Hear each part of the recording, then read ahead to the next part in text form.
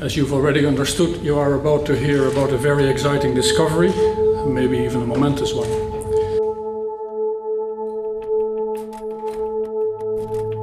A second Earth-like planet, just a mere 4.243 light-years away, has been discovered. A distance that would take the average human using current propulsion technology hurtling through space at 20,000 miles per hour, give or take 100,000 years to travel to, has quite possibly been discovered right in our own backyard in the habitable zone of a neighboring system known as Proxima Centauri. Dubbed Kepler 452b, the Earth-like planet is roughly 60% larger than Earth. Temperature that you would have on the surface of this planet if there is no atmosphere is actually minus 40 degrees, which is not spectacular, but of course we all want this planet to have an atmosphere, and if it has an atmosphere, it is actually pushing up the temperature through the greenhouse effect above 0 degrees and in the liquid water habitable zone. Of course, the vampiric elite of planet Earth are beside themselves with world-conquering glee. Mark Zuckerberg and his Russian Internet Billionaire counterpart, Yuri Milner, are hatching a plan to escape the confines of the earthbound hell pit the elite created and preside over for greener pastures.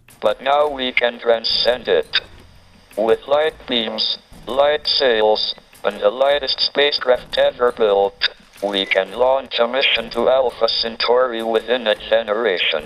Dr. Edith Weeks explains from the book titled Outer Space Development, International Relations and Space Law, although having been extremely successful, NASA is being constructed as incapable, as a failed government bureaucracy, indeed as somehow effeminate. In addition, there is a trend wherein private companies contracted with the government are gradually beginning to take over the business of space missions. These processes regarding space exploration, space travel are consistent with my argument that part of the hyper-privatization mandate is to transfer many of NASA's assets over to the private sector. Space missions to other celestial bodies, large and small, in the past were carried out exclusively by government entities. Over the next decade, we will work with experts here at ESO and elsewhere to get as much information as possible about the Proxima Centauri planet, perhaps as noted, even including whether it might bear life. Yuri Milner,